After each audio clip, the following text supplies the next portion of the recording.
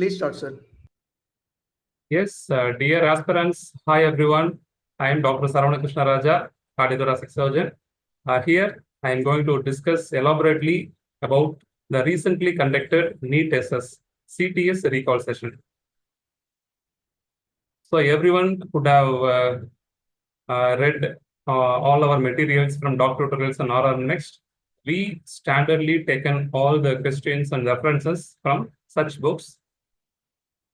So coming to the patterns, see, up to 2020, there are only limited number of questions that has been asked from cardiothoracic part. But from 2021, I can able to see a visible difference. See, so in 21, there are 8 questions. In 23, 12, 24, yeah, 15 questions. But this year, this is very shocking for everyone. 27 questions nearly has been asked from cardiac and thoracic part. A few more questions has been asked from trauma and vascular part also. So I am going to discuss in elaborate about all the questions that has been asked in our recently conducted examination. So among these 27 questions, if you see in depth, 7 questions has been asked from congenital cardiac surgery and 7 from adult cardiac surgery, 2 from thoracic aorta, 8 from thorax, and 3 from miscellaneous topics. I will be showing what are the questions that has been exactly asked, that has been exactly given in our material also. We can see one by one. First, we can see about the questions asked in congenital cardiac surgery. These questions from our material, the commonly affected valve in Epstein anomaly. So in our class, I used to tell elaborately about Epstein anomaly and the valve affected. So the right answer, right option is the tricuspid valve. So Epstein anomaly, typically it involves a displacement of tricuspid valve, and the right ventricular size will be variable, and there will be variable pulmonary outflow obstruction. This question has been taken from your Savistron. So you can able to appreciate abnormally enlarged right atrium because of the malformed tricuspid valve. And another point we have discussed in our classes, the atrialization of the right ventricle because of the elaborated enlarged right atrium. In chest X-ray, this will be looking like box-shaped heart. Again, MCQ point of view, for those aspirants who are about to prepare for NEET SS, you have to observe the posterior septal leaflet of the tricuspid valve or displaced, and that solely be the reason for atrialized portion of the right ventricle, right? And we have to also note the anterior leaflet remains large and sail-like. Again, this may be important point to be noted for exam goers too. And again, this question and this image has been asked from our material. So comment on this image. What has been shown in this image? This is the left ventricle. You can see the origin of the pulmonary artery from the left ventricle. And you can also appreciate the origin of aorta from the right ventricle. So what will be your diagnosis? Yes, it is. Everyone could have answered it well. It is TGA. And the important point is it is also called as DTGA. So in future examination, this may be asked. The regular anatomical TGA is called as dextro-TGA. And there is another terminology called levo-TGA. The levo-TGA is termed as congenitally corrected TGA. So both are different. So kindly go through it. The regular TGA, what we have seen anatomically is DTGA, right? This is LTGA. You can able to appreciate the ventricles has been interchanged. Okay. See, from the right ventricle, aorta arises. From the left ventricle, the pulmonary artery arises. So it is a major difference between the DTGA and LTGA. Again, the repeat question from our material. Which of the following is the least common variety of TAPVC? The type 1, type 2, type 3, type 4. So in our classes, we discussed which is the most commonest variety. And in your examination, they have asked which is the least commonest variety. So the option is type 4. Type 4 is also called as mixed variety. It will be better shown in this picture. This is supracardiac type. This is intracardiac type. This is infracardiac type. And this is mixed type. Okay. A supracardiac type is more common and mixed type is very rare. Okay. You can able to appreciate the vertical vein that arises from the pulmonary vein that drains into the innominate vein. In turn, the venous blood will be drained into the right atrium. You all know the pulmonary veins drains into the left atrium. Here in this total anomalous venous septum of the pulmonary veins, here the pulmonary venous vein, venous system drains anomalously into the right atrium through the vertical vein in supracardiac type, through the coronary sinus in cardiac type, and again through another anomalous vein into the IVC in infracardiac type of TAPVC. And you can able to appreciate the downward anomalous vein and the vertical vein in this mixed TAPVC, the type 4, which is very rare. And you should also appreciate the typical X-ray finding of supracardiac TAPVC. That will be snowman. Yeah, that will be snowman appearance or figure of eight appearance. So this is the Darling classification of TAPVC. You can able to appreciate the supracardiac, cardiac, infracardiac, and mixed type. And as we discussed, mixed type is very rare. The next question that has been asked was the pathophysiology of aortic regurgitation and VST that can be best explained by which of the following method. So these are all the options that has been given purely by those aspirants who attend the examination. Even I also don't know the exact options that have been asked in your examination, but I can able to tell which will be the right option for this question. The options may be the Poyanda effect, Venturi effect, laminar flow method, or Whirlpool effect. The right answer will be the Venturi effect. It is given in our pediatric cardiac surgery Bible called Maurodis book. This has not been given in your Savistron or Bailey. It has been taken from Maurodis. The effect is due to the Venturi phenomena. And notably, the complications of VST while we are operating, because to avoid such complications. So what are all the anticipated complications? Aortic regurgitation, infundibular stenosis, the progressive infundibular stenosis, and the onset of infective endocarditis or pneumonia due to the infected emboli, right? Infected vegetation due to the left to right shunt. So because of the anticipated such kind of complications, we are going to operate. And the question asked was the mechanism of regurgitation, this aortic regurgitation in VST. The most commonest defect, that is most commonest VST, you all know, this perimembranous. In perimembranous VST, either NCC or RCC cusp may get prolapsed into the VST, whereas in subarterial or subaortic or supracrystal or outlet or doubly committed VST. So these terminologies all comes under outlet VST. Outlet VST may also called as subarterial or supracrystal.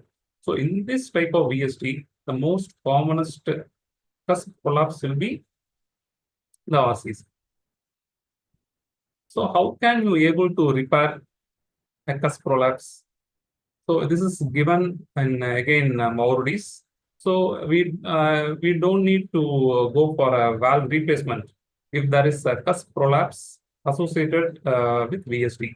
So we have to close the VST and we also simply repair the prolapsed portion by using a flagellated suture. So this is a simple method of correction of a cusp prolapse through the VST. The next question. A 6 weeks old child presents with clinically audible murmur on auscultation. So what may be your diagnosis? The options given were PA, PVC, AST, PDA, all of the above. So TA, PVC, only the vessels has been connected anomalously, and typically in AST you may not be able to hear any murmur, but in PDA, yes, definitely there will be a continuous missionary murmur, right? So the option is PDA. In your examination, the recently conducted, some of the questions has been asked clinical oriented, and most of the questions, I can say, the image oriented questions has been asked. So for this question, the right answer is PDA. PDA presents with classical continuous missionary murmur. Next, which of the following congenital heart disease presents with cyanosis in lower limbs? So we have discussed acyanotic heart disease, the cyanotic heart disease, and in your examination, they have asked cyanosis in lower limbs on a patient, on a child with congenital heart disease. The options given were PDA, coarctation of aorta, coarctation of aorta with PDA, and last option was PGA. So in PDA, no cyanosis. Coarctation of aorta, it is acyanotic heart disease. PGA, cyanotic heart disease. So what about the coarctation of aorta with PDA? Yeah. So if you really don't know the deep pathophysiology, just you can rule out the options one by one, and you can also able to come at a correct answer. So for this question, the correct option will be coarctation of aorta with PDA, and you should not forget the another possibility. So if this was an option, it also should be included. That is PDA with Eisen mineralization, right? It also causes cyanosis in the lower limbs, okay? Along with clubbing. It is called as differential cyanosis and clubbing, okay? Again, repeat question from our material. The hypoxia spell in tetralogy of Fallot is relieved by fever, agitation, vigorous physical activity, spasm. Yes, there is a typical onset of cyanosis. This is called a hypoxic or a cyanotic spell. This can be relieved by a knee chest position, right? This is called as a TED spell or a cyanotic spell. Spatting increases the peripheral vascular resistance. Everyone should know, right? And hence it decreases the right to left shunt in tetralogy of Fallot. In tetralogy of Fallot, there will be infundibular pulmonary stenosis. So blood flow into the pulmonary circulation will be limited. By doing spatting, the right to left shunt will be somewhat altered by increasing systemic vascular resistance, right? So by the leftward push through the VST may cause a little bit of blood flow into the pulmonary artery, and that will relieve the cyanosis. So squatting, so you should not forget that. The next question asked was, identify the pathology in this echocardiographic image. So I heard that huge opacified mass that has been seen in the left atrium, and you have been asked to identify the lesion. As you all know, the right option will be the left atrial myxoma. Yeah. So LA myxoma, and the other possibilities may also be maybe an LA clot. The huge LA clot may be there, and the option is given as LA clot, and you should also give importance. If you also look for either option A or B like that, you have to look. So any mass occupying space occupying lesion in the left atrium, it may be a huge LA clot or LA myxoma. Myxomas are more common in the atrium, and that too the left atrium. Clear?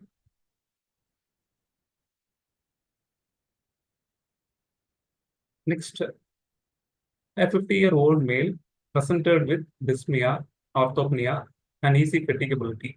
He had similar complaints 20 years back and underwent a surgical procedure through left anterolateral thoracotomy.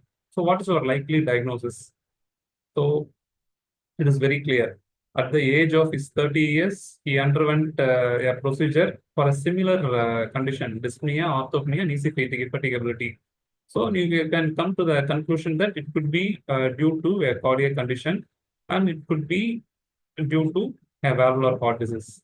And they have given a clue that a left anterolateral thoracotomy. Traditionally, the age-old procedure what we have used was closed mitral commissurotomy. That will be done through a thoracotomy procedure for a mitral stenosis. Nowadays, this has been replaced by percutaneous transmitral commissurotomy. So that is a simple procedure that can be done by a Seldinger method. So this closed mitral commissurotomy has been widely replaced. But in this question, it has been clearly given that the patient had previous history of thoracotomy. That could be the possibility of having a closed mitral commissurotomy. So coming to the option, what is your likely diagnosis? Yes, this clear-cut history has been given in the question. You can straight away choose the option as mitral restenosis. Can someone able to say what type of instrument we have used for closed mitral commissurotomy?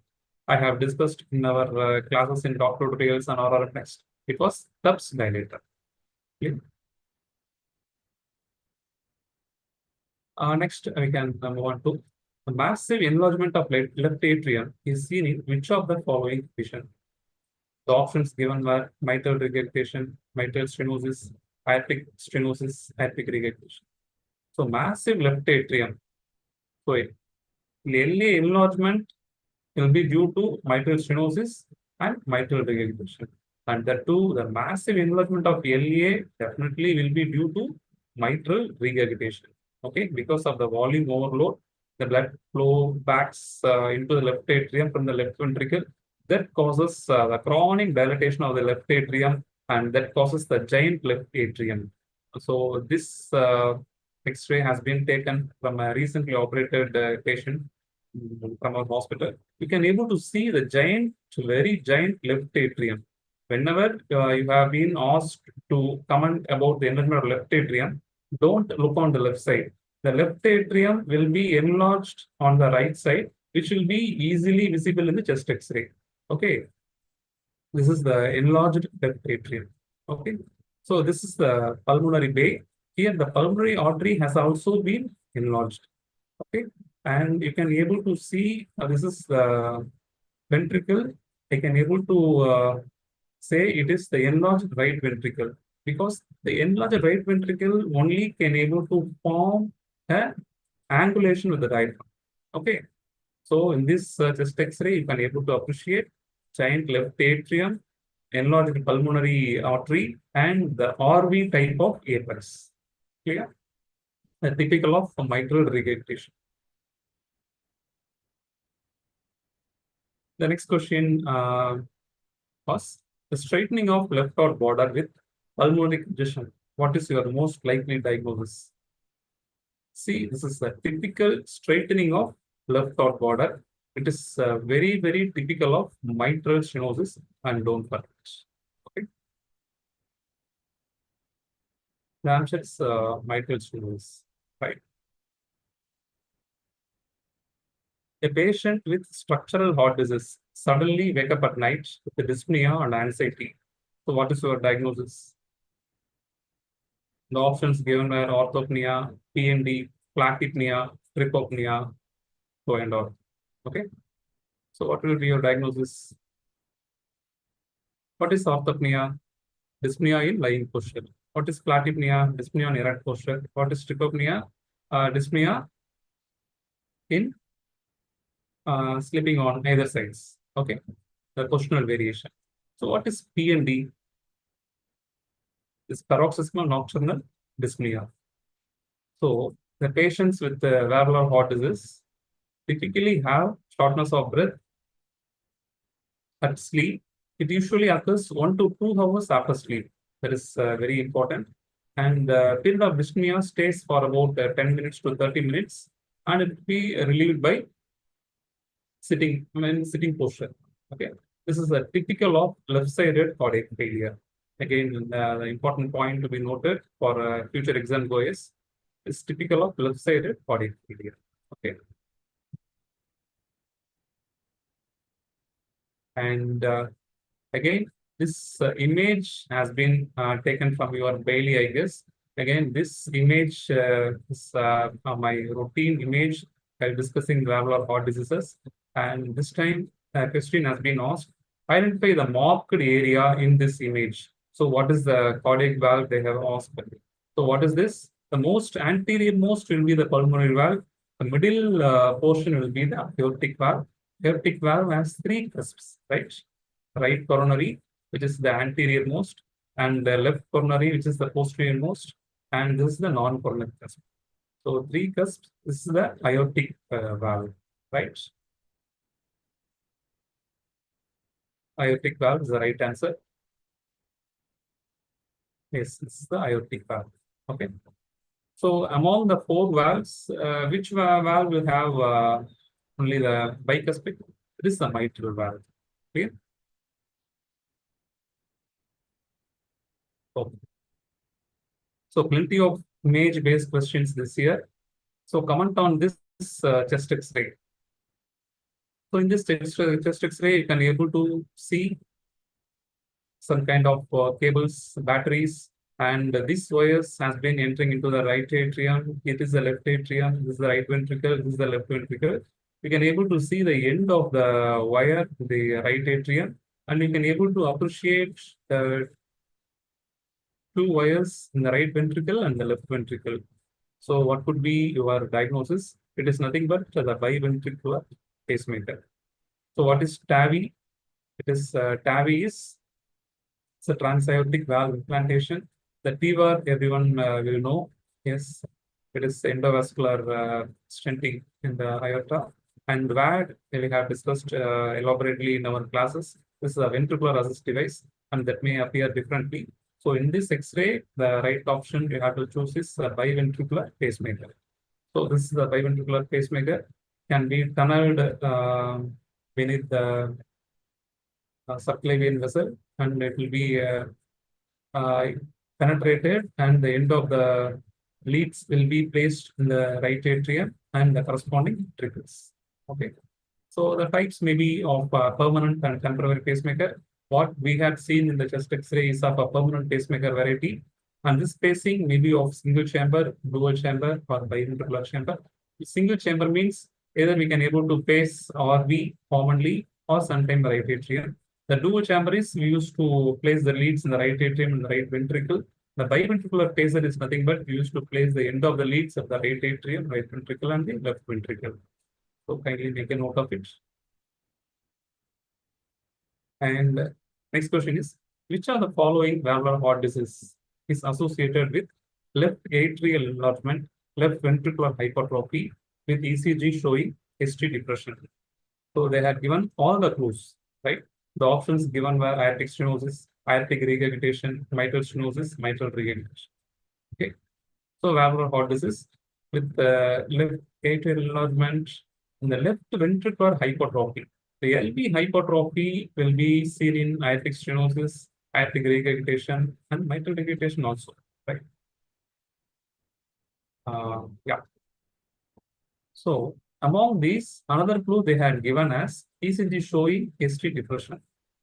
So ST depression, a sign of myocardial ischemia, may occur due to decreased blood supply to the coronaries.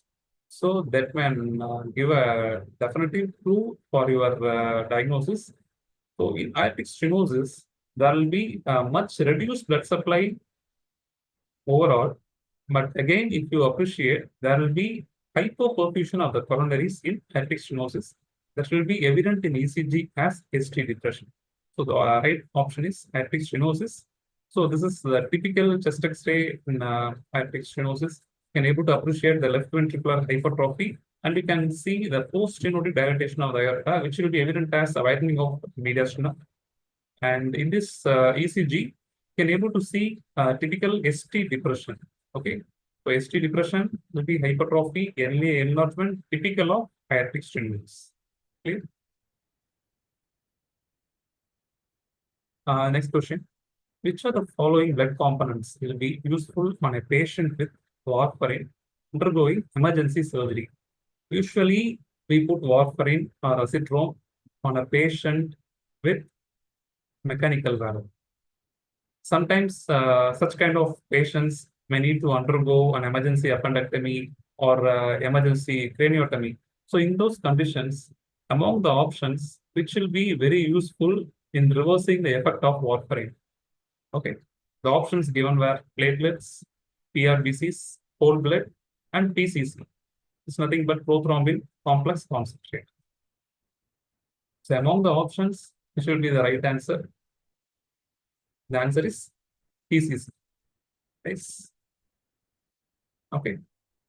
So what is the warfarin? What are all the clotting factors that inhibit the vitamin K dependent clotting factors? That is very, very important. Okay. That can be beautifully reversed by PCC, the prothrombin complex concentrate. And if it is not available, we can also use the vitamin K as a beautiful antagonist of warfarin or acetylene, and even we can use FFP. Okay. Next, the comment on this following image. Again, the image-based question. It has been given like that. You can able to see the arch vessel. Even the subclavian, you can able to see. There is a narrowing within the subclavian, the possibility due to evacuation of aorta. And in this image, you can able to appreciate the deployment of stenting at the level of coarctation. So the options given were tracheal stent, aortic stent, coronary stent, or pulmonary stent. So by looking at the arch of aorta, subclavian artery, so you can able to come to the conclusion that maybe due to coarctation of aorta, and the correct option will be the aortic stent. Okay. So again, you can able to appreciate the narrowing of the aorta distal to subclavian artery. So they after balloon dilatation, they have deployed a stenting in the aorta. Okay. Next, we can move on to a clinical question. The pulsus paradoxus is seen in which of the following conditions? The options given were cardiac tamponade, pleural effusion, the pulmonary embolism, both A and C. Again, I am not sure about the options what they have been asked in examination, but I can definitely able to say the question asked was pulsus paradoxus. So what may be the right answer? So both A and C. Yeah. What is pulsus paradoxus? This inspiratory fall in arterial blood pressure of more than 10 millimeter mercury. It is typically evident in pulsus paradoxus. That is the definition. And such kind of pulsus paradoxus is typically seen in cardiac tamponade, pulmonary embolism, and less commonly in constrictive pericarditis, and may also seen in severe asthma and COPD exacerbation. Okay. And we can move on to the next question. And this is a repeat question from our material. I hope all our students must have appreciated during the examination. Name the condition characterized by absent pectoralis major, pectoralis minor, and ipsilateral syndactyly. Again, I want to mention this is a repeat question, not only from the material, and this question has been asked in the year 2013. Exact question. The right answer is Poland syndrome. It is taken from Sagiston and Spencer. You can able to appreciate the absence of pectoralis major and minor, and you can able to appreciate the limb anomalies here. So Poland syndrome. It is non-familial for new aspirants. Kindly note it is a non-familial syndrome. There will be a unilateral pectoral aplasia or dysdactylia, and it will be very, very characteristic of absent pectoralis major and minor muscle. And we can also appreciate various hand anomalies in this Poland syndrome. The next question. A 12-year-old boy operated for a chest wall deformity. His chest X-ray is shown below. So comment on his surgery. So you can able to appreciate a rod-like structure. So what may be the nature of the surgery? The options given were Giovanni, Morgagni, Nuss procedure, Ravitch procedure. Yes, the right answer is Nuss procedure for pectus excavatum. Pectus excavatum, the beautiful procedure was Nuss procedure. Here, the metal ball is placed behind the sternum to hold the sternum in its new position. The ball will be removed at a later date after the correction of chest wall deformity. It will be done under thoracoscopic. Clear? It is the Nuss procedure. And next question, we can move. A 60-year-old man came with dyspnea, fever in OPD. A past history of RTA with right hemothorax that has been managed conservatively. So what is your diagnosis from the given chest X-ray? So they have given a chest X-ray, it seems. So it is a chest X-ray. You can able to see lung collapse here, and you can also appreciate some loculated effusion maybe, and you can also appreciate some thickening at the inner border of the collection. So what it could be? The options given were empyema with thickened pleura, pleural effusion, pneumothorax, bullous lung disease. Definitely, people can rule out bullous lung disease and pneumothorax, so it may appear differently. The options remaining were pleural effusion and empyema with thickened pleura.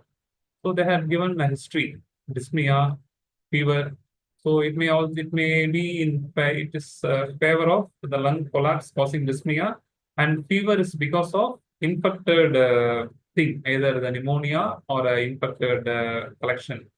So more in favor of empyema, and they had given past history of RTA, the right hemothorax that has been managed conservatively. So that hemothorax could have been infected and ended up in empyema with thickened pleura. Okay, so that is the right option for this question. And as we have discussed in our material, there are 3 stages of empyema: exudative, fibrinofulant, and organizing stage. And how can we treat? We can treat by putting an ICD in stage 1, and we can do a wax debridement or delocalization in fibrinofulant second stage. And no other option for third stage, we have to either go for a wax decortication or open decortication in organizing stage of empyema. Okay, the next question. Again, it is taken exactly from our material.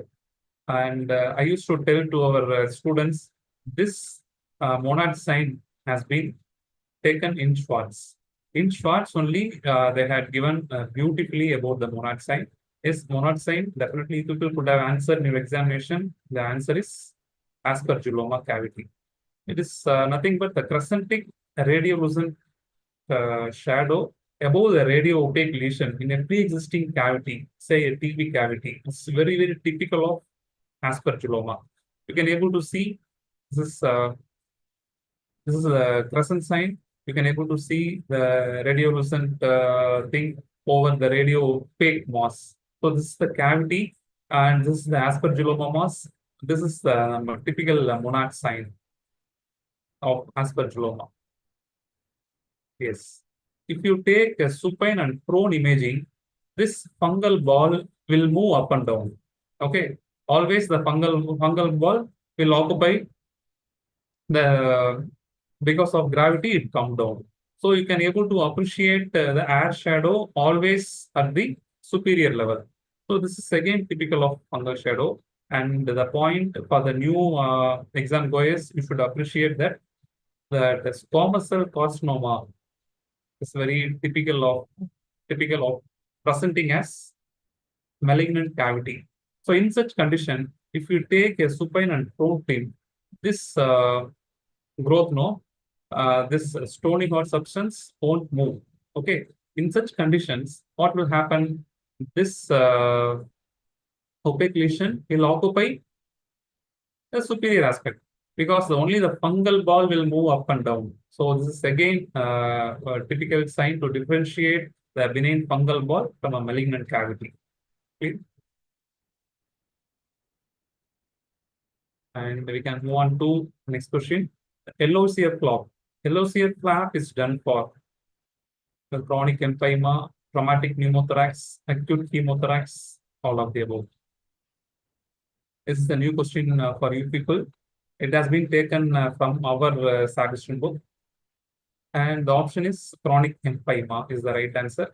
The LOCF flap is nothing but uh, in the case of chronic empyema with a lung collapse, um, and in those conditions where decortication may not be a favorable thing because of multiple lung involvement with bronchopleural fistula and heavy pus formation.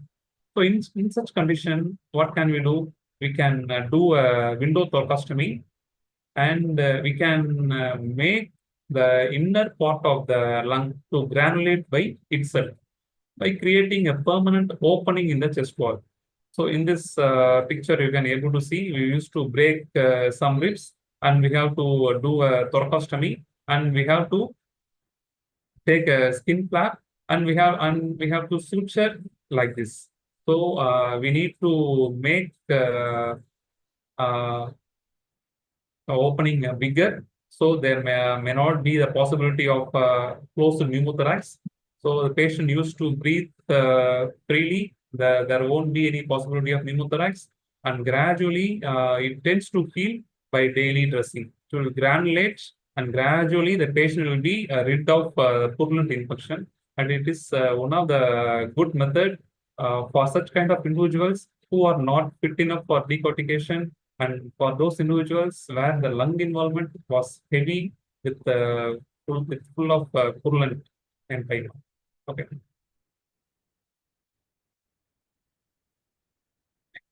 Again, image-based question. The comment on the chest X-ray of a post-pneumonectomy, and you can able to appreciate here. I am not aware about the image that has been asked in your examination, but this X-ray is typical of a post-pneumonectomy lung. So right lung has been completely removed, and you can able to appreciate the tracheal deviation, and there was no any air fluid level, and it will be like that. It is very, very typical of post-pneumonectomy.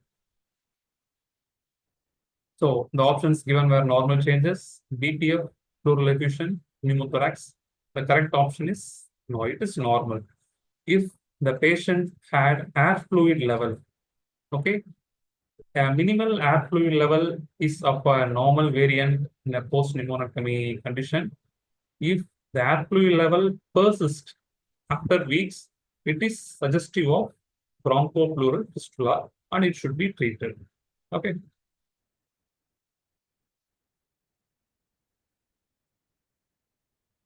The next question is tympanic note on percussion on chest, maybe due to pleural effusion, pneumothorax, hemothorax, pericardial tamponade. Again, a clinical question that has been asked, I heard from some of your friends. The tympanic note on percussion, definitely it could be due to, yes, pneumothorax. Yeah. And suppose what type of note you will be getting on a percussion in case of pleural effusion? Dull note. Okay. Next, interpret your diagnosis on this bronchoscopy image. Says you can appreciate here the carina. This is the right main bronchus. This is the left main bronchus. Yes, that is a typical growth like image. So what it could be? So among the options, safely you can comment it as a bronchial tumor. Okay, the correct answer will be the bronchial tumor. Yeah, that's all, guys. And most of the questions has been taken from you people who attended the examination and shared your valuable questions by recalling the whole events. So it will be very, very easier for us to take such kind of recall session. And even though this year many questions have been asked on cardiothoracic part, few questions are really tough, I accept, but majority of questions, if you just analyze, if you think, and if you recollect, can able to recollect all our points discussed in our examination, I mean in our classes, it may be easier for you to attend at least more than 20 questions. But anyway, few questions has been definitely new. A few questions has been taken from our pediatric cardiac surgery Bible. So it is really tough. But anyway, for those aspirants who are eagerly looking at this NEET recall session, it will be very helpful, and it will be easier for us to know what are all the points. The trend has been changing. So every year trend has been changing. It's also easier for us to pinpoint the special discussion and the special subjects for you in our future discussion. And all the very best for those exam appeared students. And kindly ping me if you people taken cardiothoracic surgery, and all the very best guys for the remaining specialties. Thank you. Thank you so much.